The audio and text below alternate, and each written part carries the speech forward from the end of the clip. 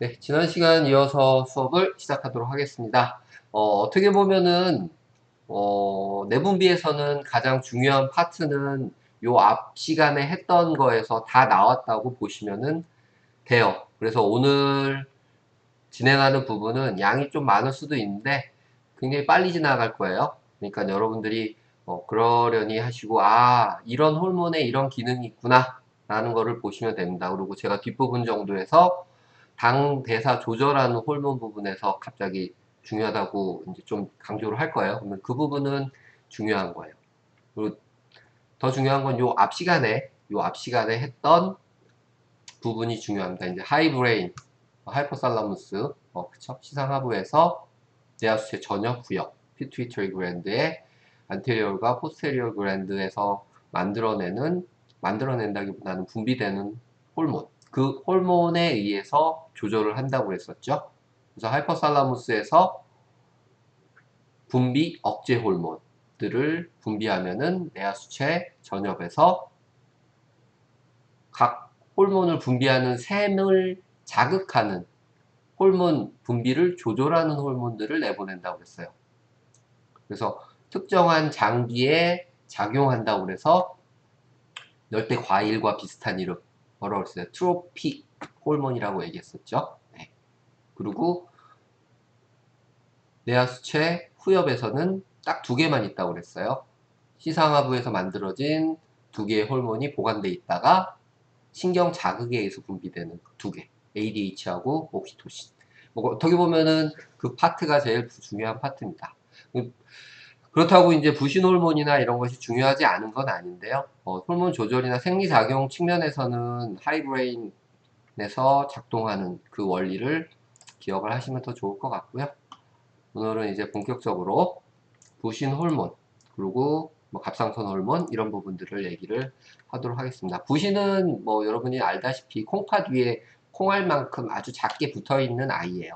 뭐 구조나 이런 것들 간단하게 보면은 크게 바깥쪽 부분과 안쪽 부분으로 나눠져 있다라고 생각하시면 되고요. 어, 그림으로 바로 보고서 얘기를 하도록 할게요. 이렇게 키드니 콩팥이죠. 위에 부신이 붙어 있게 됩니다. 그리고 바깥쪽 아우터 멤브레인, 콜텍스라고 부르고요. 안쪽을 수질이라고 해서 메듈라라고 부릅니다. 그래서 피질과 수질로 나눠서 구분이 되고요. 이 구분도 여러분들이 단순화해서 얘기를 하게 되면은 이 바깥쪽 부분은 멤브레인이라고 생각하시면 됩니다. 그래서 멤브레인은 지질층이죠. 지질계 호르몬, 스테로이드계 호르몬이 이쪽에서 만들어지고요. 메듈라, 수질 부분은 세포 안쪽이라고 보시면 돼요. 세포 안쪽은 지질이 아니고 수질이에요. 친수성이죠. 그래서 이 안쪽에서 만들어지는 호르몬은 수용성 호르몬이 만들어지는 그런 부분이라고 생각하시면 됩니다. 그리고 부신에서 만들어지는 호르몬은 대부분 우리 몸의 흥분 조절이나 활성 조절을 하는 호르몬이 만들어진다고 생각하시면 돼요. 그래서 뭐 아우터하고 이너, 피질과 수질로 구분이 되어 있고요. 특히 뭐 처음 메듈라 부분부터 얘기를 하게 되면은 여기서 만들어지는 호르몬은 아까 수용성 호르몬이라고 얘기했습니다. 앞에서도 나왔던 대표적인 이제 뭐 에프네프린이나 노르에프네프린, 알파 아드레너직 리셉터, 베타 아드레너직 리셉터, 세컨 메신저 사용하는 예로 나왔던 호르몬이에요. 그쵸? 아닌가? 아드레날렌 계통의 호르몬이라고 이해하시라고 그랬어요. 그러니까 통틀어서 아드레날렌이라고 얘기해요. 흥분 호르몬. 그리고 그 안에 이제 우리가 교감신경, 부교감신경을 조절하는 에프네프린, 노르에프네프린 나눠서 얘기를 하게 됩니다. 그래서 심패세틱 널브 스티뮬레이션과 관련이 있고요. 그리고 이 안에 이제 콜텍스 껍데기입니다. 껍데기. 지용성 호르몬 여기 있듯이 에피셀리움 앤 시크릿 스테로이드 호르몬이라고 되어 있죠. 스테로이드는 뭘로 만들어진다고 그랬어요? 지방 중의 한 형태인 코, 콜레스테롤. 이렇게. 그리고 요 부신의 콜텍스를 자극하는 게 여기 아드레노콜티코트로픽 호르몬이라고 해서 트로픽 호르몬 중에서 ACTH라고 하는 아이가 아드레노, 그러니까 부신 코티졸을 자극하는 부분입니다. 뭐 층은 바깥쪽부터 해서 글로머룰러사 아니면 파시큘라타, 레티큘라리스에서 뭐 바깥쪽, 중간, 안쪽 해서 나눠놨는데요. 각각 요 층에 따라서 만들어진 호르몬이 구분이 되어져 있습니다. 그래서 그 정도만 이해하시면 됩니다. 먼저 이제 아드레널 콜텍스를 살펴보면요. 시크릿 호르몬 메이드 프롬 콜레스테롤이라고 얘기했죠. 스테로이드계 호르몬이라는 거고요. 우리가 흔히 얘기하는 코티코스테로이드 또는 코티졸이라고 하는 호르몬을 여기서 만들게 돼요. 그래서 코티졸 호르몬은 크게 세 종류가 있다고 생각하시면 됩니다. 이 세 종류는 껍데기의 바깥쪽, 중간, 안쪽 각각의 부분에서 글로머룰러사 아니면 파스클로스타 아니면 레티큘라리스에서 만들어지는 호르몬이 다르다는 거예요. 그래서 바깥쪽에서는 미네럴 코티코이드 호르몬, 얘가 이제 소듐하고 포타슘의 밸런스를 맞춰주는 호르몬이고요. 말 그대로 요거를 이해하시면 돼요. 미네럴은 무기질이죠. 무기물. 그러니까 이온의 밸런스를 조절해주는 호르몬이라 생각하시면 되고요. 뭐 알도스테론 이런 것들이 여기 포함됩니다. 중간 부분이 중요해요. 파스큘러타에서 만들어지는 호르몬이 글루코코티코이드예요. 당 코티코이드라고 얘기하는데 우리가 흔히 얘기하는 코티졸이 여기에 포함됩니다. 글루코즈 메타볼리즘. 말 그대로 글루코코티코이드는 글루코즈의 대사를 조절하는 그런 아이고요. 맨 안쪽에 레티큘라리스 부분에서는 약한 성호르몬 계열의 호르몬을 분비를 하게 됩니다. 뭐 DHEA라고 하는데요. 디하이드로 에피 안드로스테론이라고 해서 약간 안드로젠과 유사한 그런 성호르몬, 약한 성호르몬을 만들어내는 그런 위치의 역할을 합니다. 여기서 중요한 것이 두 가지예요. 두 가지. 미네랄코티코이드, 글루코코티코이드. 뭐 기능적인 면에서 코티졸의 기능은 일반적으로 우리가 코티졸 분비가 된다라는 거는 스트레스를 받거나 몸이 별로 안 좋은 상황이라는 얘기예요. 그래서 프로테인을 데그라데이션 시키고 글루코니오지네시스. 뭐예요 이게? 글루코니오지네시스. 1학기 때 많이 여러 번 했었는데 대사할 때. 글루코즈가 노예요, 노. 글루코즈가 아닌 거에서 제네시스, 창조하는 거잖아. 그치? 만들어내는 거예요. 제너레이션. 글루코즈가 아닌 소스에서 글루코즈를 만드는 거. 프로테인, 리피드에서 글루코즈를 만드는 거고요. 글루코즈 사용하는 거 억제하고요. 결론적으로 부족한 글루코즈, 당을 블러드에 보충하는 그런 호르몬이에요. 그리고 리폴라이시스, 지방도 분해하고요. 결국에는 단백질 분해하고 지방 분해해서 글루코즈를 공급해주는 그 역할을 하는 호르몬이 코티졸이에요.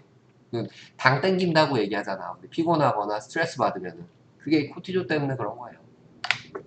그러니까, 공부 열심히 했다. 스트레스 받는다. 먹고 싶다. 그건 아주 자연스러운 일입니다. 우리 몸에서 조절하는 거기 때문에. 글루코코티코이드의 이 코티졸이 대표적으로 이제 그런 것들을 야기하고요.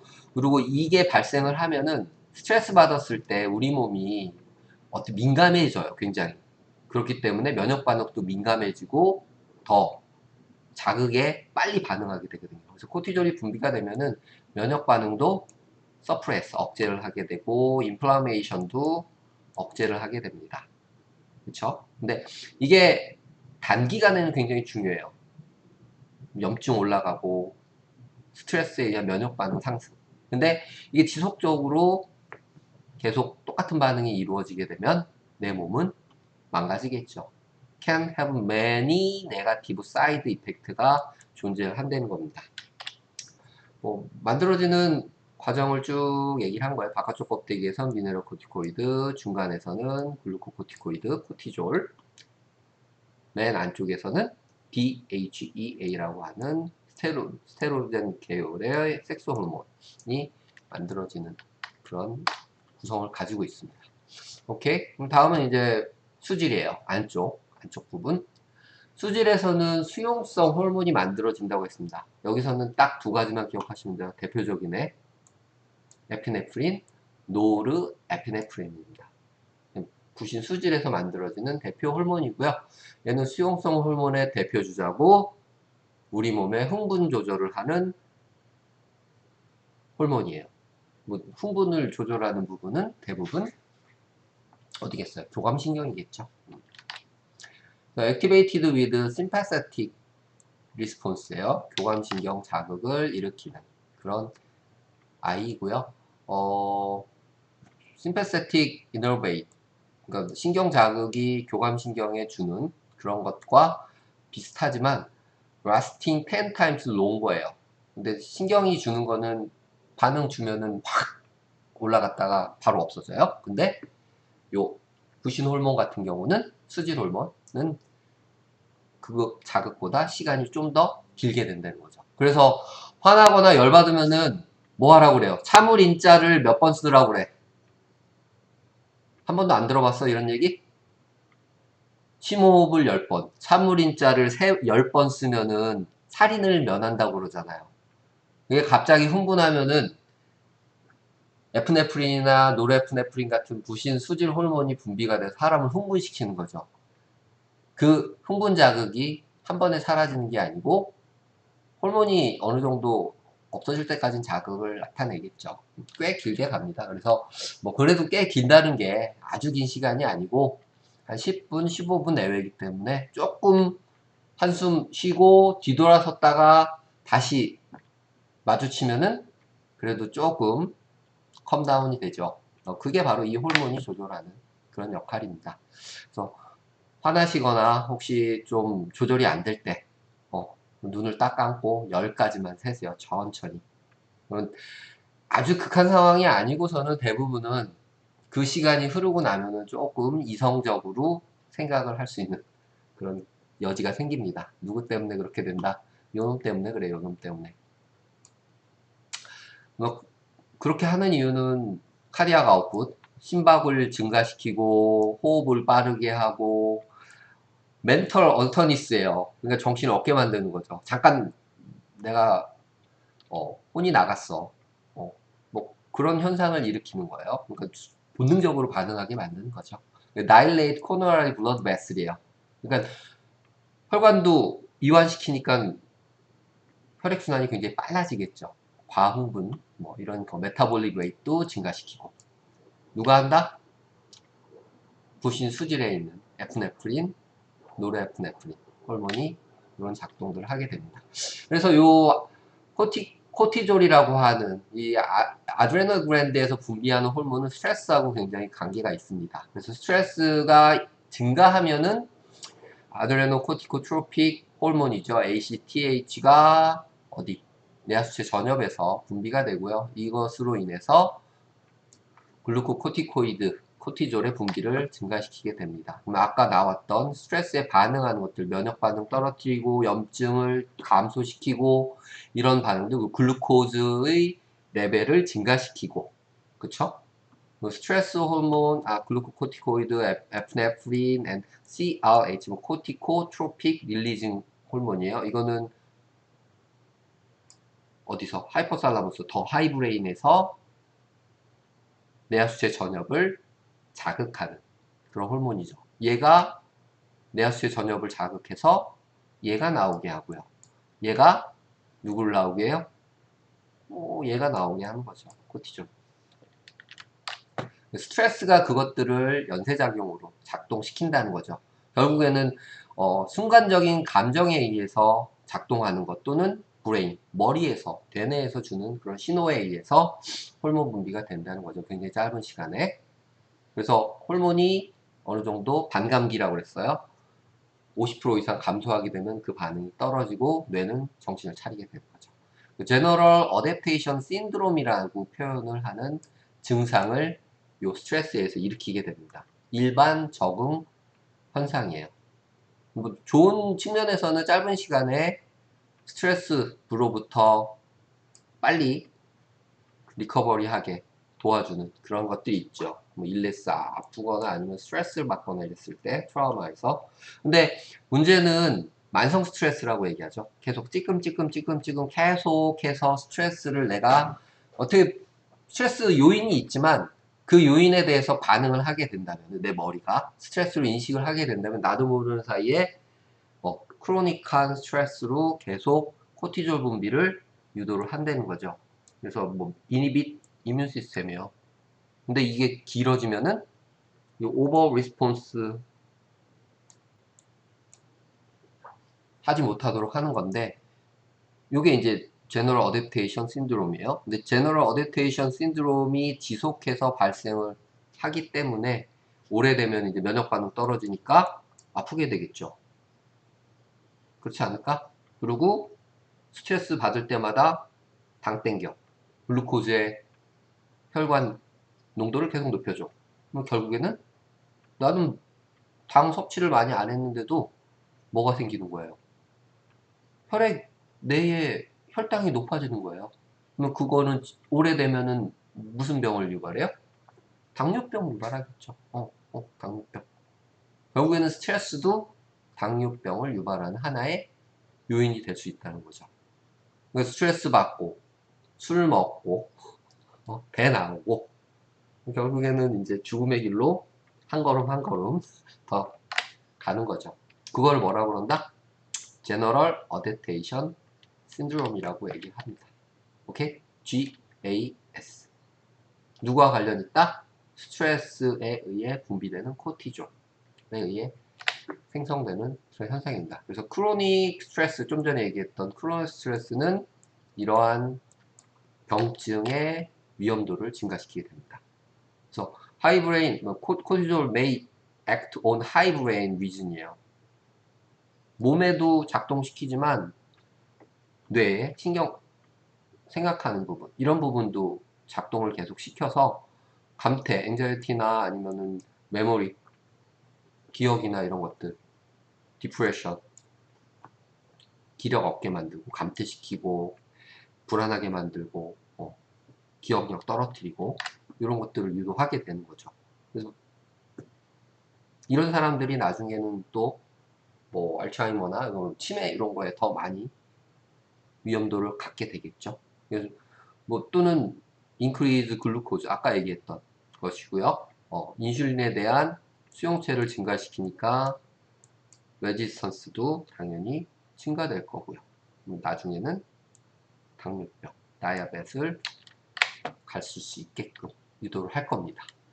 GAS, General Adaptation Syndrome을 스테이지별로 1, 2, 3으로 나눠서 이제 알람 리액션 하면은 액티베이트 아드레널 그랜드, 초기 단계예요. 단순히 이제 아드레널 그랜드를 자극하는 그런 단계, 코티졸이 분비를 하는 그런 단계겠죠. 스테이지 오브 레지스턴스, 저항을 갖게 되는, 계속 스트레스가 있었다. 코티졸이 어느 정도는 계속 만성적으로 분비가 된다. 반응에 대해서 어느 정도는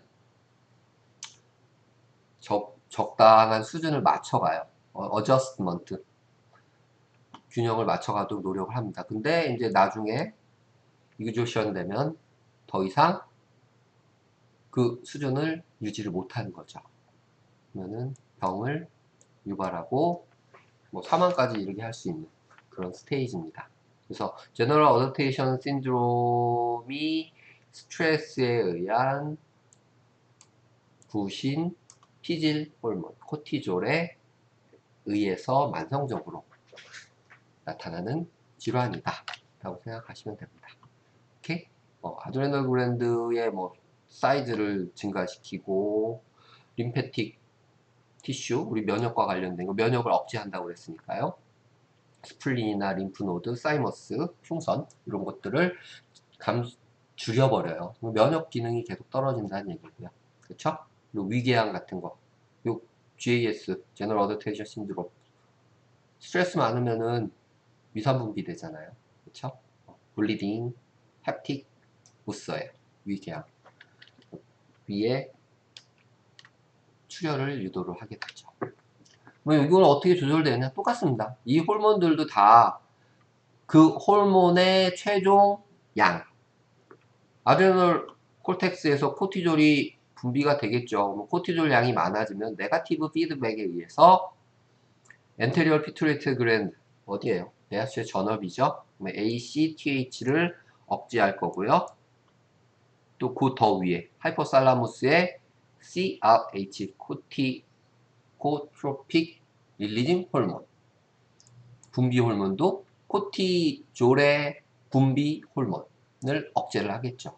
그러면은 뇌하수체 전엽에서 아드레노코티코트로픽 호르몬의 분비를 억제를 할 거고, 그럼 얘가 억제되면은 부신 피질의 호르몬 분비도 억제가 되겠죠. 오케이? 여기 non-specific stress라고 돼 있어요. 그러니까 나도 모르는 사이에 감정적으로 받는 스트레스들. 그러니까 결국에는 내가 인식하는 스트레스는 급격한 스트레스거나 단기적으로 내가 느끼는 거예요. 근데 여러분들이 사회생활하거나 물론 뭐 교수님의 목소리를 듣는 것도 스트레스입니다. 뭐 얘기를 하면 할 말이 없지만 그게 이제 누적이 돼서 자기도 모르는 사이에 신체 반응이 일어나게 되는 거죠. 그게 이제 하이브레인부터 시작해서 이 상태로 돌아가는 거고, 뭐 코티졸이 분비가 되면은 하이브레인의 이런 작용들도 더 촉진하고 거기에 둔감하게 만든다고 했으니까요. 근데 여기서 하고 싶은 얘기는 그 부분은 아니고 우선은 제너럴 어댑테이션 신드롬이 발생하게 되는 단계. 누구에 의해서? 코티졸에 의해서. 만성 스트레스가 그 원인이라는 겁니다. 오케이. 그러면은 부신에 대해서는 대략 이렇게 얘기를 했고요. 감정 조절하는 호르몬이다. 오케이. 그렇게 기억하시면 돼요. 다음은 이제 사이로이드예요. 갑상선. 갑상선 호르몬 또는 파라사이로이드 그랜드. 그래서 갑상선과 부갑상샘 이렇게 두 가지를 얘기할 건데요. 갑상선 호르몬은 요 목 밑에 양쪽으로 붙어 있고요. 파라사이로이드, 그러니까 부갑상선은 그 갑상선의 뒤쪽에 콩알만하게 이렇게 붙어 있는 아이들입니다. 한 가지 여기서 기억을 하고 넘어가죠. 갑상선 호르몬은 주 역할이 뭐다? 아기 때는 성장, 장기 형성에 굉장히 중요해요. 특히 브레인 발달에. 그래서 아기 때 이 갑상선의 호르몬 분비가 제대로 이루어지지 않으면은 뇌 발달에 문제가 생길 수 있습니다. 뭐 굉장히 한 이게 2살, 3살 이때 굉장히 중요해요. 근데 어른에서는 대사작용을 해주는 대사 활성 조절을 하는 호르몬이다. 오케이? 뭐 보시는 바와 같이 목의 양쪽에 이렇게 사이로이드 글랜드가 붙어 있게 되고요. 그래서 자기 목 밑에 쪽, 그러니까 남자들 같은 경우 여기에 아담세플 있죠? 그리고 그 양쪽으로 부풀러 올랐다. 그 밑에 쪽으로. 그러면은 갑상선이 약간 부었나? 그렇게 걱정을 하시면 됩니다. 근데 남자들 같은 경우보다 여성에서 더 많이 이 갑상선에 질환이 있어요. 여기 있듯이 뭐 후두, 라인스 주변으로 존재를 하게 되고요. 사이로이드 글랜드의 구조인데요. 갑상샘의 주 고주는 두 가지로 크게 나눠서 그냥 생각하시면 됩니다. 셀, 그리고 그 안쪽의 공간. 셀 안쪽, 우리가 흔히 얘기하는 세포질이라고 하는 그런 호르몬 부분을 만드는 부분이라고 생각하시면 되고요. 그 안쪽에 이제 폴리큘라 셀의 안쪽 부분에서 이 사이로신이라는 앞에 한번 나왔었죠. 스테로이드 호르몬하고 이 사이로이드 호르몬이 지용성 호르몬이라고. 사이로신이 T4예요. T4. 요오드 4개로 구성되어 있는. 뒤에 이제 한 번 더 얘기가 나오겠지만요. 여하튼 그래서 안쪽 인터널 폴리클이라고 하는 부분에는 이제 액체로 차져 있고요. 콜로이드라는. 그리고 아웃사이드는 이제 말 그대로 셀이에요. 셀. 파라폴리큘라 셀이고요. 여기에 이제 카시토닌이라는 거를 분비를 하게 됩니다. 요 카시토닌은 뒤에 나오겠지만 파라사이로이드 호르몬, 부갑상샘 호르몬하고 반대 기능을 하는 아이예요. 수업만 하면 왜 얘가 이렇게 오는지 모르겠지만 미안해요. 그래서 안쪽과 바깥쪽 이렇게 생겼어요. 굉장히 심플하죠. 우리가 흔히 알고 있는 이제 세포 부분, 여기서 이제 카시토닌이라고 하는 아이들을 폴리큘라 셀에서 분비를 하게 되고요. 그 안쪽은 세포질인데 여기 콜로이드라는 액체로 차서 있고요. 여기에서 사이로신이라는 호르몬들을 생산을 하게 됩니다. 프로덕션 앤 액션 오브 사이로이드 호르몬이에요. 프로덕션, 생산은 아까 그 콜로이드 형태된 부분에서 만들어지는데 무엇으로 만드느냐? 요오드로 만든다고 말씀을 드렸어요. 그래서 사이로글로불린이라는 앞에서 한번 나왔었어요. 이게 is made by follicular cell이고요. follicular cell에서 만들어지고 만들 때 그 소스는 accumulate, 무엇을 축적시켜요. 농축하죠. 거기서 아이오다인, 요오드를 가지고 만들게 되고요. 얘를 secrete into the colloid예요. 그 사이로이드, 폴리큘러 셀의 부분에서 요 안쪽으로 요오드를 이제 공급을 해주면서 축적을 시키는 거죠. 이 아이오다인, 요오드가 각각 이제 결합을 하게 되면서 복합체를 만들게 됩니다. 사이로글로뷸린 몰레큘에 의해서 그것들이 일어나게 되는데요. 하나의 원 아이오다인 프로듀스 모노 아이오도 타이로신. 그러니까 하나의 요오드가 사이로글로뷸린 몰레큘에 의해서 결합된 형태예요. 두 개의 요오드가 결합하면은 DIT. 뭐겠어요? 다이 아이오도 사이로신. 하나짜리하고 두 개짜리가 있었죠. 두 개가 결합을 하면은 네 개가 되겠죠. 테트라 아이오도 사이로닌 또는 얘가 바로 사이로신이라고 하는 애예요. 그리고 두 개짜리하고 하나짜리가 결합하면 트리, 세 개. 트리 아이오도 사이로닌. 이런 식으로 해서 세 개짜리가 만들어지는 거죠. 뭐가 세 개? 요오드. 요오드 공급이 안 되면은 이 호르몬이 만들어질 수 있을까요? 요오드 결핍이 되면은 사이로이드 호르몬이 잘 안 만들어져요. 그러면은 갑상선이 소량의 요오드 가지고 호르몬을 만들기 위해서 셀을 막 키우죠. 부어오르는 거예요. 최종적으로는 이제 갑상선 항진증이라는 갑상선 호르몬 과대증을 유발을 하게 됩니다. 요오드가 그 생산에 중요한 소스라는 겁니다. 그것만 기억하세요. 뭐 사이로, 글로뷸린 뭐 이런 거 뭐 앞에서도 한번 나왔지만 알면은 좋고요.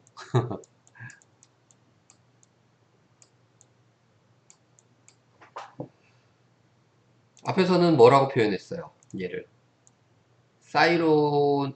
사이로신이 혼자 못 돌아다니고 혈액 내에 있을 때 여기에 붙어갖고 캐리어 프로테인이라고 얘기했었어요. 그래서 they are still bound to 사이로글로뷸린에 붙어 있고요. They dissociate from the thyroglobulin when the thyroid gland is stimulated.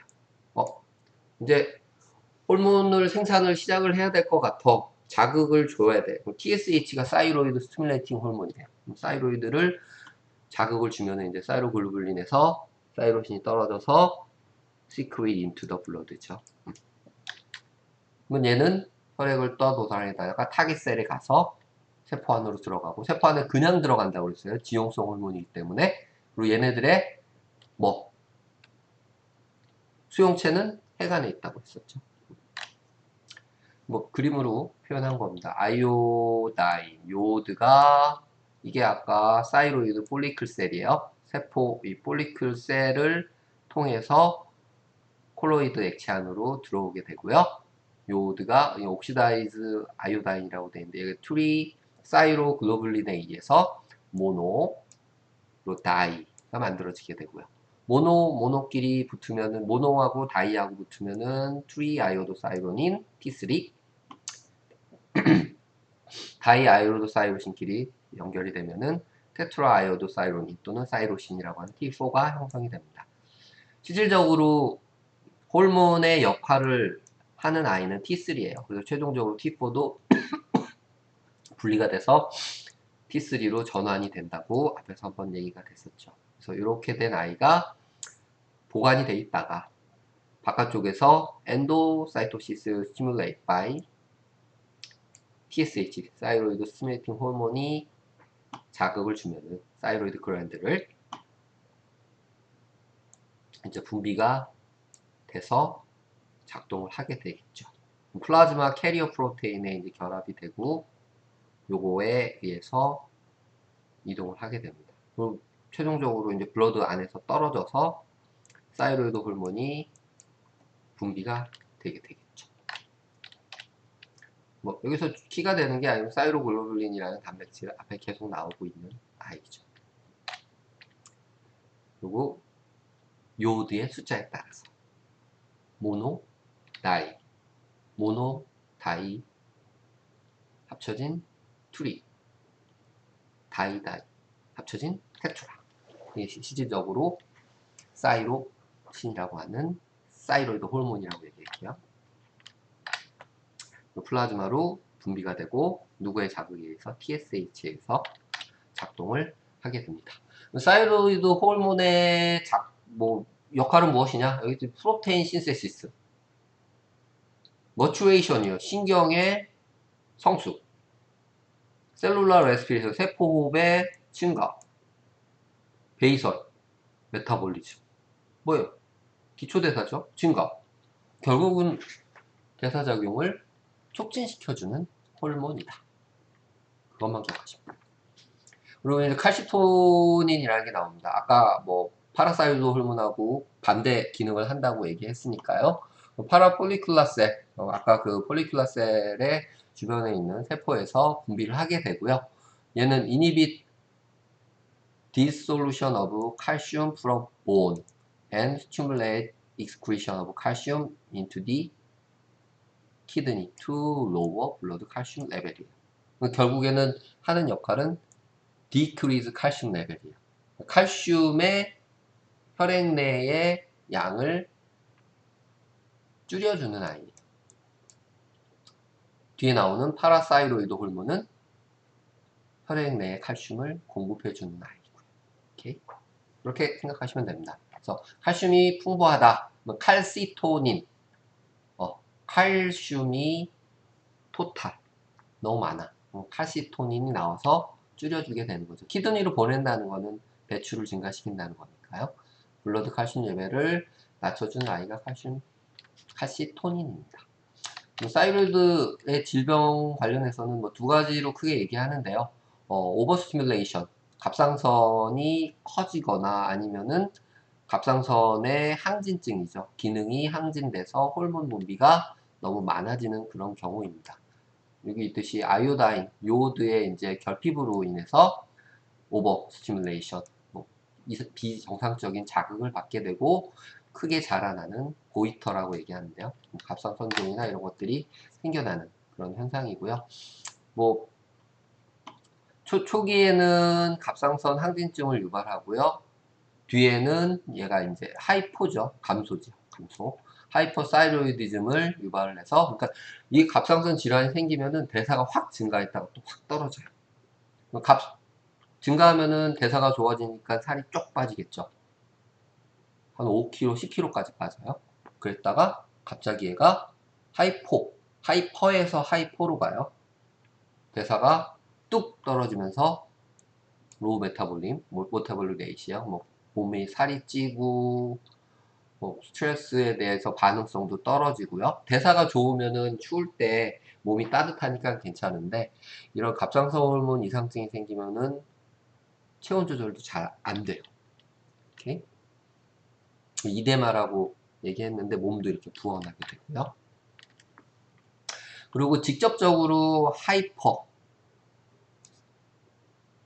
갑상선 항진증을 유발하는 질병이 그레이브스 디지즈라고, 눈 충혈되었고 앞으로 막 퉁퉁 튀어나와 있고 안압 증가하고 뭐 이런 것들이 증가되는 질병입니다.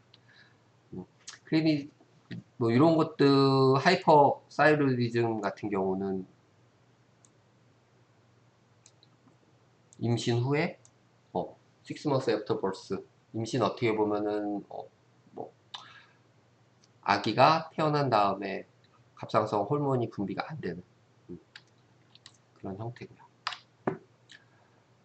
지금 병증하고 하이포하고 하이퍼, 모자랐을 때하고 과했을 때의 증상을 쭉 나열을 한 겁니다. 결국에는 갑상선 호르몬 같은 경우는 중간 레벨을 딱 맞춰주지 않으면은 굉장히 문제가 생긴다는 거죠. 그래서 갑상선 암이나 이런 거 있으신 분들이 갑상선을 아예 제거를 해서 떼어내요. 그러면은 평생 갑상선 호르몬을 약으로 공급을 해줘야 되는 그런 상황이 되고요. 뭐, 몸에는 그리 좋지 않겠죠. 그러면 여러분 앞에서도 말씀드렸지만 약으로 조절하는 어떤 것들은 대부분 약이라는 것은 우리가 인체에서 필요한 것보다 높은 농도로 계속해서 주는 거예요. 왜? 외부에서 집어넣어서 흡수해서 작동하는 거기 때문에. 내부에서 분비돼서 작동하는 게 아니라. 그렇기 때문에 지속적으로 하이도즈로 이제 영향을 주게 되고요. 그 약의 균형이 깨지면은 살 쪘다 빠졌다 이게 잘 조절이 안 되는 경우들이 이 갑상선 질환에 많이 발생하게 됩니다.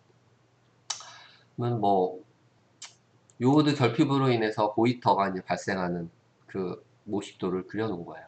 정상적으로는 하이포살라무스에서 사이로신 릴리징 호르몬 나오면은 뇌하수의 전엽에서 사이로이드 스티뮬레이팅 호르몬이 나와서 사이로이드에서 이제 정상적으로 사이로신이나 아니면은 트리아이오도 사이로닌, T3, T4를 생산을 하게 되고, 뭐 양이 많아지면은 네거티브 피드백으로 또 억제를 해서 조절을 하겠죠. 근데 이제 요오드가 결핍이 되는 경우가 이쪽 부분이에요. 요오드가 낮게 되면은 이런 생산이 낮아지겠죠, 당연히. 사이, 사이로이드 호르몬의 분비가 낮아지게 되고요. 네거티브 피드백이 거의 없다라는 얘기예요. 그러면 TSH 이런 것들이 과하게 분비가 되는 거예요. 사이로이드 스티뮬레이팅 호르몬이. 사이로이드가 하이퍼트로피 프로듀스 고이터라고 되어 있죠. 그러니까 과하 자극을 받으니까 성장이 급격해지는 거죠. 이렇게 커지는 현상이 발생하고요. 발생 과정 중에 하이포 높아졌다 낮아졌다 호르몬의 이상 증상이 일어나게 됩니다. 최종적으로는 기능이 떨어지니까 이제 하이포사이로디즘으로 갈 거고요. 뭐 이렇게 부어나는 그런 현상이고요. 요거는 이제 갑상선 항진증이라고 하는 그레이브스 디지즈인데요. 뭐 본인이 이제 느낄 수 있어요. 대사가 좋아지기 때문에 안압이 증가해서 눈이 굉장히 피로하고 허기지고 이런 증상들이 일어납니다. 너무 뚫어지게 쳐다보시네요. 다음은 이제 부갑상샘이에요. 부갑상샘은 요 갑상샘의 뒤쪽에 이렇게 붙어 있는 아이입니다. 아주 진짜 콩알맞게 조그맣게 붙어 있는 4개의 그랜드고요. 주 역할은 아까 얘기한 칼시토닌의 반대 역할이라고 하시면 됩니다. 호르몬 프로모트 raise in blood calcium이야. 요거하고 반대되는 게 칼시토닌이라는 아이고요. 그렇죠? 그래서 요 파라사이로이드 호르몬 PTH는 키드니에 분비해서 칼슘의 재흡수를 증가시키고 인테스틴 소장에 작동해서 칼슘의 재흡수를 증가시킵니다. 디크리즈 블러드 칼슘 블러드 칼슘 레벨이 떨어지게 되면 파라사이로이드 호르몬이 분비가 돼서 키드니하고 본에 작동을 합니다. 본에 작동하는 거는 뼈를 녹이는 거죠. 뼈를 녹여서 칼슘을 뽑아내는. 그러면 블러드의 칼슘 레벨을 증가시킬 수 있겠죠. 키드니 콩팥에서는 이제 뭐 제흡수를 증가시켜서 칼슘을 몸 안으로 블러드 안으로 끌어들일 겁니다. 결국에는 소변으로 나가는 칼슘 레벨은 떨어지겠죠. 칼시토닌하고 반대요. 칼시토닌은 내보내서 블러드 칼슘 레벨을 낮추는 거죠. 높아지게 되면은 네거티브 피드백으로 다시 작동해서 파라사이로이드 호르몬의 분비를 낮추게 되겠죠. 이런 반응들이 균형을 맞추면서 일어나게 됩니다. 그럼 만약에 아까 얘기했듯이 갑상선 암이나 이런 것들이 생겨서 갑상샘을 제거를 하게 되면은 요 PTH도 없어지는 거죠. 그렇지 않을까요? 붙어 있다고 그랬으니까. PTH가 제거가 되면 파라사이로이드 호르몬, 칼슘의 블러드 레벨을 조절해주는, 그러니까 높여주는 그런 호르몬 작용이 낮아지겠죠.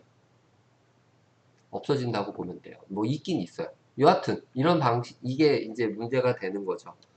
그래서 갑상선 질환이 있는 분들 또는 갑상선을 암 때문에 제거한 분들이 나중에 가서 골다공증이 생겨요. 그러니까 칼시토닌이 없으면은 오히려 뼈에서 칼슘을 안 뽑아낼 거라고 생각을 하는데, 그 뽑아내는 역할을 하는 주 대상이 아예 사라지면은 그 조절을 하는 조절자 하나가 사라지게 되는 거죠. 그러면 어떻게든 칼슘을 뼈에서 조절해주는 그 조절 기작이 일부가 파괴가 되는 겁니다. 그래서 나이를 먹으면서 골다공증의 위험이 확실히 증가해요. 남성들 같은 경우도 갑상선암 수술하신 분들이 연세 드신 다음에, 남자에서는 원래 골다공증 잘 안 생기잖아요. 정상적으로는 호르몬 분비가 다르기 때문에 여성하고, 여성 같은 경우는 폐경기가 된 후에 여성 호르몬이 감소하면서 칼슘이 뼈에서 이제 녹아 나온 뼈 분해가 되는 것이 증가해서 골다공증이 생기는데, 요 환자들 같은 경우는 그것과 관계없이 골다공증을 더 유발하게 됩니다. 오케이. 그래서 부신 호르몬, 갑상선 호르몬 얘기를 했고요. 이 부분이 이제 중요한 부분입니다. 오늘의 키는 요 판크리아스예요. 췌장 and other endocrine gland라고 얘기했는데요. 췌장 호르몬에서 중요하게 강조하는 이유는 이 췌장에 있는 호르몬이 무엇을 조절한다? 췌장에 아시나셀도 있고 랑게란스가 있다고 했어요. 아일렛셀. 거기에 인슐린 만들어내는 부분이 있죠. 베타셀. 그래서 중요해요. 글루코즈 메타볼리즘에 아주 중요한 역할을 합니다. 판크리아스는 누구랑 관련이 있다? 글루코즈. 글루코즈를 강조하는 이유는 글루코즈 조절. 당 조절이 안 되면 혈당이 높아진다? 뭐가 생긴다? 당뇨가 생긴다는 거죠. 오케이. 판크리아스 췌장은 굉장히 부정형하고 우리가 일반적으로 알고 있는 위치가 요 위 옆쪽에 이렇게 붙어 있어요. 그래서 요 판크리아스는 엔도크라인, 내분비하고 외분비를 둘 다 갖고 있고요. 내분비는 아까 얘기한 요 아일렛, 랑게란스가 내분비 역할을 하고요. 그 주변에 있는 이제 아시나셀이라고 하는, 뭐 아시나요? 잘 안 외워주면 그냥 아시나셀이라고 생각하시면 됩니다. 모르시나셀은 없어요. 잠이 확 깨지? 집중하세요. 이제 얼마 안 남았습니다. 엑소크라인, 소화 효소를 만들어내는 대부분의 소화 효소가 이 판크리아스에서 만들어집니다. 그래서 판크리아스에 문제가 생기면은 소화가 안 돼요. 췌장암의 초기 증상이 그래서 다 소화불량이에요. 소화가 왜 이렇게 안 되지? 속이 안 좋아? 벌써 병원 가면 3기입니다. 한 달 남으셨어요. 뭐 이렇게 나오는 거죠. 얘는 통증을 느끼지 못해요. 장기 자체가. 이게 엔도크라인 파트에 이제 아까 얘기했던 아일렛, 섬이에요. 섬셀, 랑게르한스. 여기에 알파셀은 글루카곤, 베타셀은 인슐린을 분비를 하게 됩니다. 인슐린은 뭐 두 개가 서로 반대 역할이죠. 인슐린은 글루코즈를 조직으로 집어넣어서 감소시켜주는 애고요. 글루카곤은 잘 안 써지네요. 글라이코젠 들어보셨나요? 글루코즈의 복합체죠. 글루코즈를 복합체로 만들어서 간이나 근육에 저장하는 형태예요.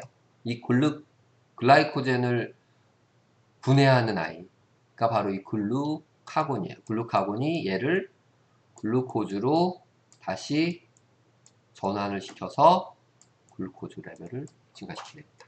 그래서 알파셀과 베타셀에서 서로 반대작용으로 작동을 시키면서 우리 몸의 당을 조절합니다. 근데 글루카곤하고 인슐린하고 누가 더 메이저 역할을 하느냐? A, B. 마음속으로 얘기해 보세요. 누가 더 메이저 역할을 할 것 같아요? 하나, 둘, 셋, 넷, 다섯. 누굴 것 같아요? 이 아이가 더 우리가 항상 인슐린 저항성, 당뇨의 유발이. 그러니까 저장하는, 집어넣는 역할이 더 중요한 역할이라는 거죠. 올라가면 내려주는 거. 다시 올리는 거는 쉬워요. 근데 올라간 거를 낮춰주는 거는 쉽지 않다는 얘기죠. 오케이.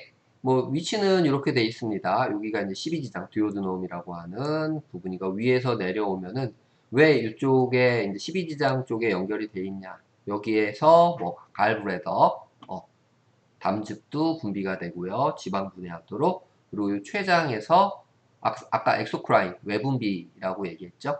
소화 효소들을 다 여기로 분비를 하게 됩니다. 그래서 약 위 옆쪽에 이렇게 같이 간에 이렇게 붙어 있는 아이가 췌장이에요. 이 췌장에 이렇게 베타셀, 알파셀, 섬처럼 세포의 덩어리가 있죠. 거기가 이제 랑게란스, 또 아일렌셀이라고 부르는 부분이고요. 인슐린 뭐 여지없이 나옵니다. 인슐린. Primary Hormone Regulating Plasma. 뭐 인슐린이 뭐를 조절한다? 글루코즈의 컨센트레이션을 조절해주는 아이입니다. 오늘 제일 중요한 파트라고 얘기했어요. 인슐린이 분비가 돼서 어디서 베타셀에서 언제? 글루코즈의 레벨이 높을 때. 밥 먹었어. 그러면 인슐린 분비 되나요? 안 되나요? 밥 먹으면은 당의 레벨이 높아지겠죠? 혈액에. 그러면 인슐린 분비가 돼서 그거를 낮춰주는 역할을 하게 됩니다. 슈가리 or carbohydrate meal이에요. 탄수화물 섭취를 안 한다. 인슐린 분비 됩니까? 안 됩니까? 인슐린 분비 안 돼요. 당하고 탄수화물 공급 안 해주면. 인슐린 저항성이나 당의 저장을 막을 수 있겠죠. 그래서 다이어트 할 때는 탄수화물을 안 먹는 게 좋다. 왜? 인슐린 분비를 줄일 수 있어서. 로워 블러드 글루코즈 레벨을 유지하게 하죠. 노멀 레인지. 그래서 일반적으로 공복 상태는 항상 100 이하예요.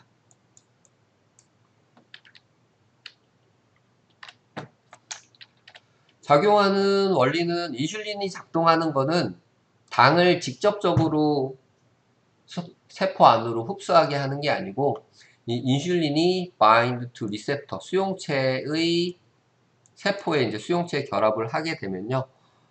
글루코즈를 운반하는 통로의 숫자를 증가시켜요. 그게 바로 GLUT라는 거, 글루코즈 트랜스포터예요.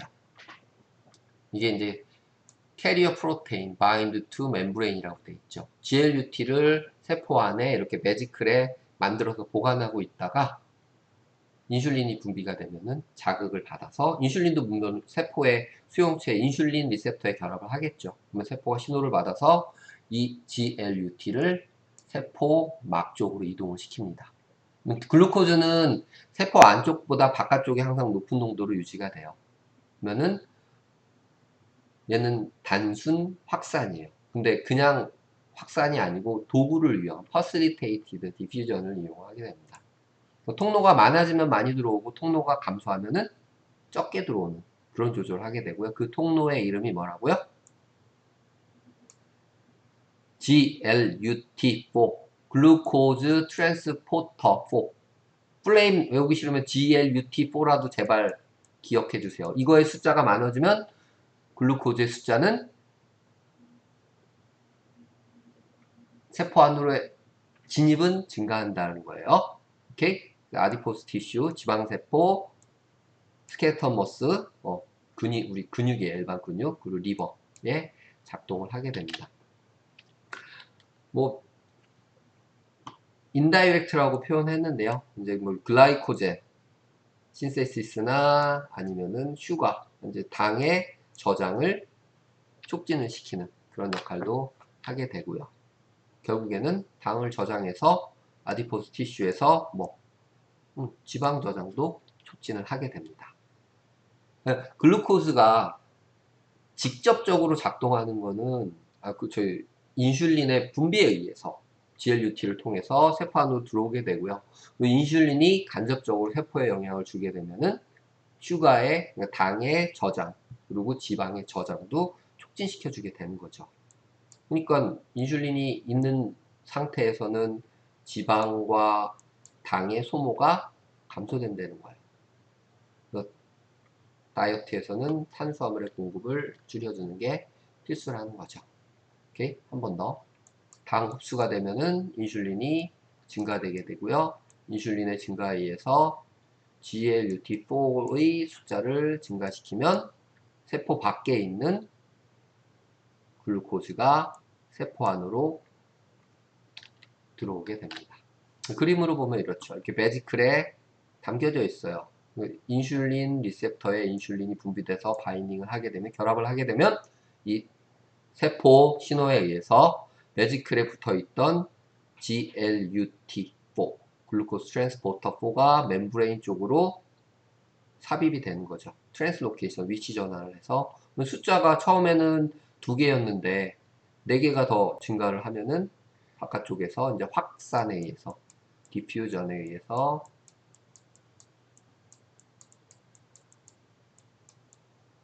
안으로, 이 통로만으로 들어와요. 이쪽으로는 원래 못 들어와요. 왜? 글루코즈도 수용성이죠. 멤브레인은 지용성만 통과할 수가 있습니다. 그래서 그러면 인슐린 분비가 끝났어요. 그러면 이게 스탑이 되면은 자연스럽게 얘네들은 다시 원상태로 복귀가 됩니다. 글루카곤이 다음. 이건 반대 역할을 하는 거예요. 안타고니스틱 투 인슐린. 인슐린은 저장을 하면 얘는 공급을 해주는 역할을 하게 됩니다. 알파셀에서 분비를 하게 되고요. 글루코즈를 낮은 농도에 있을 때 증가시켜주는 역할을 합니다. 그래서 when blood glucose level are low죠. 인슐린은 하이일 때 작동하는, 얘는 로우일 때 작동해서 글루코즈를 높여주는. 주 목적은 raise blood glucose level이에요. 당 떨어졌을 때 올려주는 아이라고요. 작동하는 원리는 뭐 동일합니다. stimulate liver, 간을 이제 자극을 하게 되고요.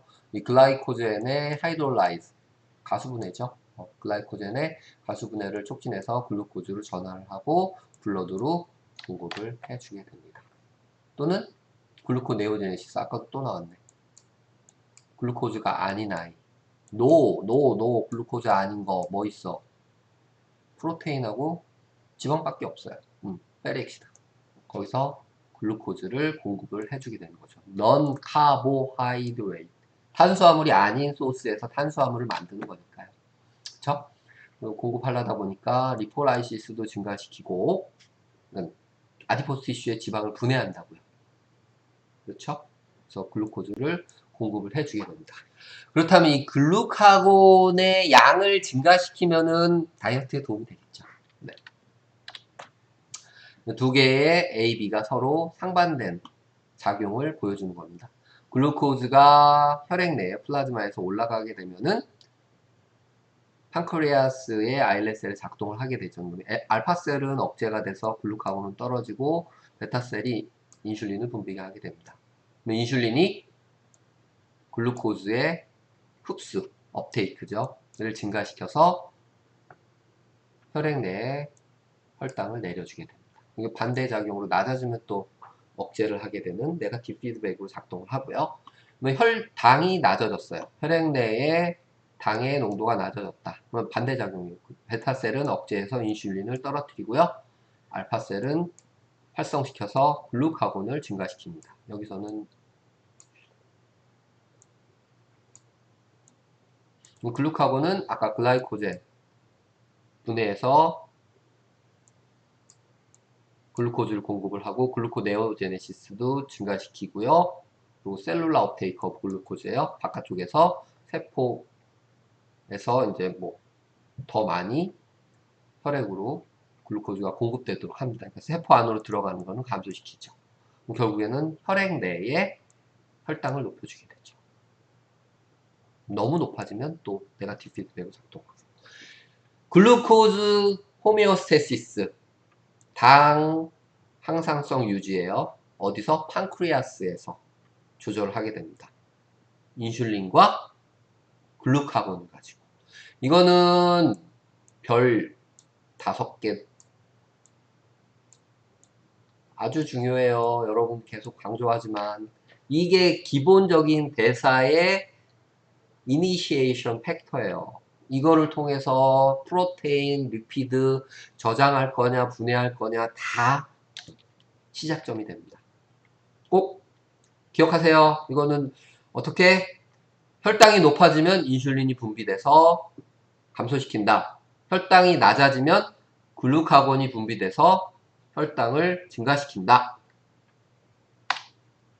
이렇게 꼭 기억하시고요. 이제 부수적인 겁니다. 이제 파이널 그랜드에서 송과샘인데요. 송과샘에서 뭐 빛을 인식해서 멜라토닌이라는 호르몬을 분비를 합니다. 이 멜라토닌 호르몬은 우리가 이제 잠을 잘 숙면을 취할 수 있게 해주는 그런 호르몬이고요.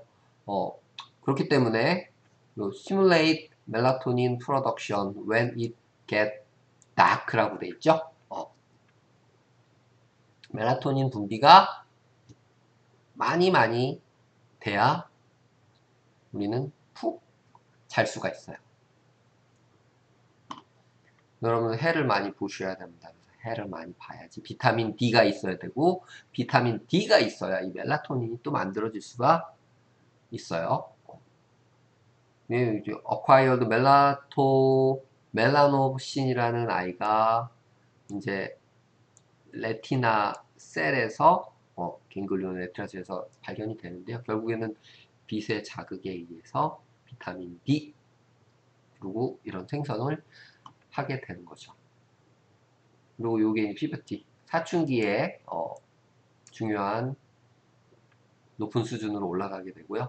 또 제트랙 우리가 뭐 시차라고 얘기하는데 뭐 시즈널 어펙티브 디스오더 그래서 계절적으로 우리가 뭐 피로감을 느끼고 이런 것들이 결국에는 이 멜라토닌 분비량이 달라지기 때문에 생겨나는 일입니다. 그리고 멜라토닌 분비가 달라지는 이유는 뭐가 달라져요? 동지, 하지. 동지 때는 해의 길이가 짧아지고요. 하지 때는 해의 길이가 길어지죠. 그러니까 결국 일조량의 차이에 의해서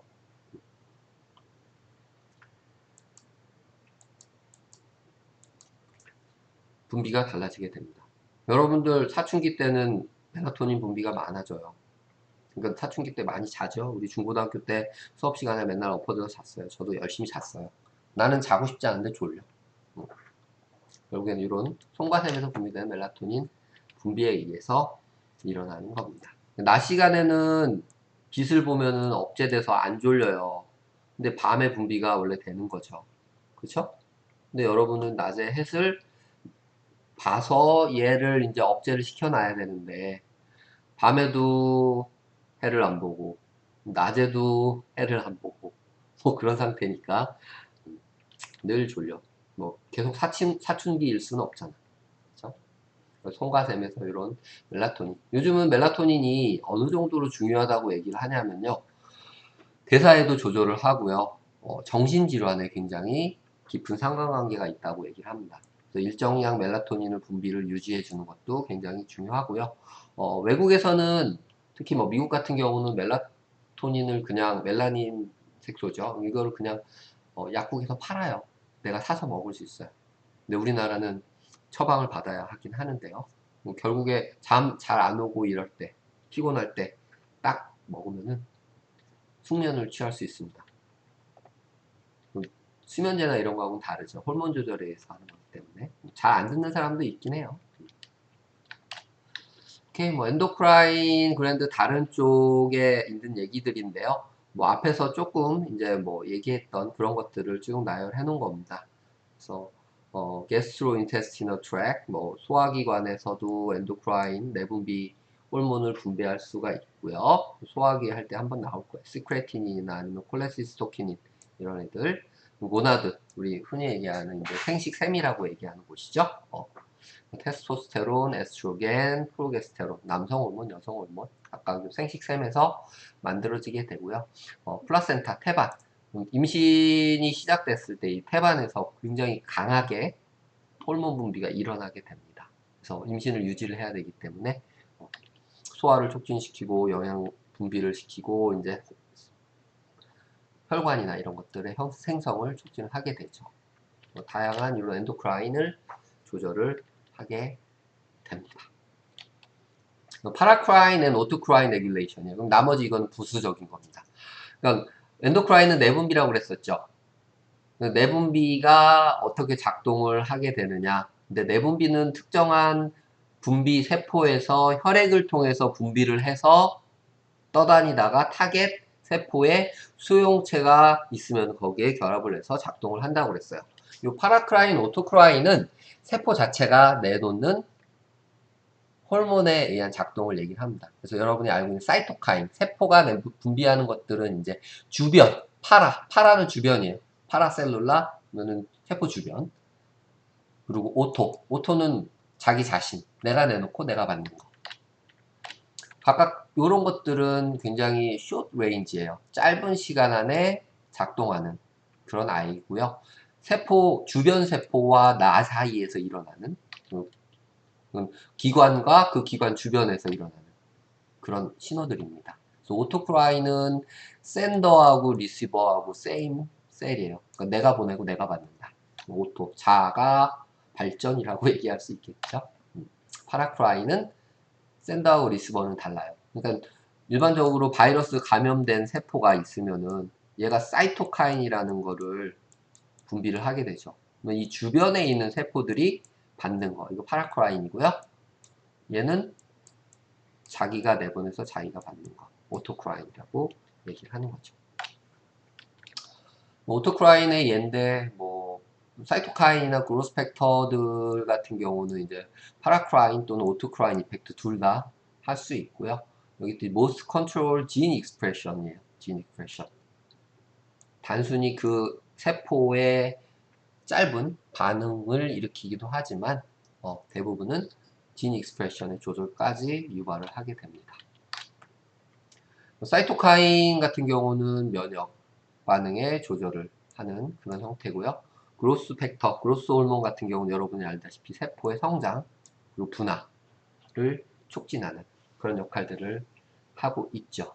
그래서 스페시픽 네임이라고 되어 있는데 특정 네임을 어디서 발견되느냐, 어디서 만들어지느냐에 따라서 이름을 붙이기도 합니다. 그래서 림포카인을 림포사이트가 분비하는 홀몬이다. 그래서 림포카인이라고 붙이기도 하고요. 뉴로카인, 뉴로트로핀, 신경세포가 만들어내는 아이죠. 림포사이트가 만들어내는 아이. 사이토카인. 사이토는 뭐라고 그랬어요? 세포. 카이네이즈. 활성물질. 그래서 대부분의 작동은 진 익스프레션까지 유도를 하게 됩니다.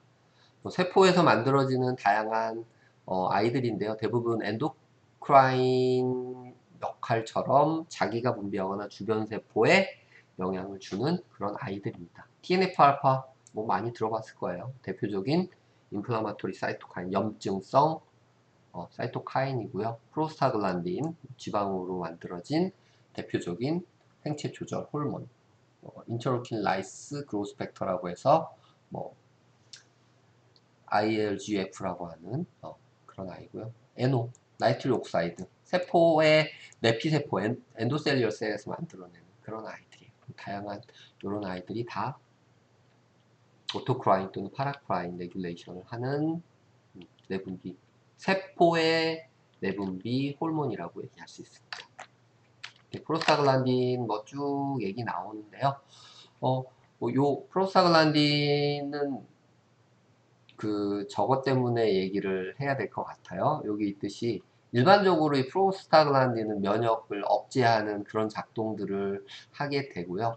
여기 아라치도닉 액시드에서부터 유발해서 이제 만들어진다고 하는데 여러분들 이것만 기억해 주세요. 여기 이 만드는 주 효소가 사이클로옥시게네이즈예요. 콕스라고 하는 아이입니다. 콕스. 사이클로옥시게네이즈. 제가 왜 이거를 얘기를 하냐면 이거는 그냥 상식으로 여러분들한테 그 내분비를 배웠다 그러면 프로스타글란딘이 무엇하고 관련이 있는지는 알아야 되니까 이 콕스라는 아이가 대부분의 여러분들 해열 진통제 있죠. 뭐가 있어요? 아세타미노페놀된 타이레놀이나 아니면 아스피린 그리고 우리가 알고 있는 이부프로펜 계열로 되어 있는 에드빌 이런 것들이 다 요 콕스의 이니비터들이에요. 사이클록시게네이즈. 왜? 얘가 프로스타글란딘 생산을 이제 해주는 그런 역할을 하는 아이이기 때문에 얘를 억제를 통해서 이제 염증이나 이런 반응들을 떨어뜨리게 되죠. 이 alternatively, cell may make leukotriene using 리포 옥시게네이즈라고 얘기하는데요. 지방이나 이런 것들을 분해해서 지방을 가지고 만들어내는 그런 호르몬입니다. 네. 뭐 쭉 만들어지는 과정을 설명을 했는데요. 그런 아라치도닉 애시드를 기반으로 해서 만들게 되고요. 요 프로스타글란딘이 분비가 되면은 열도 나고 이뮨 시스템, 뭐 면역 활성을 해서 염증을 유발하는 그런 쪽으로 가게 되죠. 피버, 열도 나게 되고요. 그 소화, 효소를 억제를 해서 소화 불량을 만들고 호흡 같은 것도 이제 좀 힘들게 만들고요. 서큘레이팅, 어펙트, 마소 컨스트릭션이에요. 약간 혈관 수축이나 이완 이런 것들도 좀 더디게 만들고요. 소변이나 이런 블러드 플로우 자체를 증가시키게 되고요. 많이 인크리드 익스크리션이죠. 소변 배출도 증가시키는 그런 작동을 하게 됩니다. 이런 프로스타글란딘 전체적인 것들이 일반적으로 우리가 이제 감기가 걸렸을 거나 아니면은 뭐 열이 있거나 감염이 됐을 때, 이랬을 때 분비가 되면서 면역 반응 활성을 통해서 몸을 아프게 합니다. 그래서 아까 말한 그 콕스, 사이클로옥시게네이즈에서 만들어지는 거기 때문에 포스퍼리피드 생산을 통해서 이거를 억제하게 되면은 생산을 막을 수가 있습니다. 그래서 넌 스테로이드 안티 인플라마토리 드럭이라고 얘기하는데요. 스테로이드하고 관계없이 작동한다고 해서 넌 스테로이드예요. 대부분은 프로스타글란딘의 억제라고 생각하시면 됩니다. 생산 억제. 여기 사이클로옥시게네이즈의 이니비터로 많이 사용이 되고요. 여기 있던 아스피린이나 아니면은 이부프로펜 요런 애들, 그리고 뭐 아세타미노펜, 타이레놀 계열들이 다 요 사이클로옥시게네이즈의 억제자입니다. 얘를 억제하면 뭐가 생산이 안 된다? 프로스타글란딘. 뭐 콕스2 이니비터, 콕스1 이니비터, 뭐 복합적으로 다 얘기를 하게 됩니다. 또 여기 콕스2는 염증하고 관련이 있고요. 콕스1은 스토마, 위하고 키드니하고 관련이 있습니다. 그래서 예전에 그 타이레놀이나 아니면 그 아스피린 많이 먹으면 위궤양 생기거나 이런 거 유도한다고 그랬었죠. 그게 이제 요 쪽에 이제 위산이나 이런 분비, 콕스1이나 콕스2를 억제해버리기 때문에 위궤양을 유발하는 게 이제 어떻게 보면 부작용이죠. 부작용. 여기 있듯이 unfortunately these drugs increase chance stroke and heart attack. So they have been pulled from the market이라고 돼 있었죠. 콕스2의 이니비터 같은 경우는 면역을 억제하는 반응까지도 있는데 이게 부작용이 이런 스트로크나 뇌 출혈이나 이제 하드어택, 심장 마비 같은 거를 유발해서 사용을 못하게 되어 있습니다. 지금 현재 대부분은 콕스3 이니비터가 많이 사용하고 있죠. 아세타미노펜. 이게 타이레놀이죠. 네. 오케이. 뭐 이렇게 해서 프로스타글란딘까지 대략적 대표적인 내분비, 세포가 분비하는 내분비 효소로 설명을 드렸습니다. 비디오는 여러분들 이거 PPT에 올려드릴 테니까요. 직접 여기서 같이 볼 필요는 없을 것 같고 한번 보시고요. 그 하이포살라무스부터 해서 피투이트리 글랜드 그리고 다른 호르몬 분비 장기까지 쭉 연결을 해 놓은 그런 설명입니다. 오케이? 너무 길게 했어? 오늘 뭐 수업할 부분 여기까지 해서 마치도록 하고요. 이제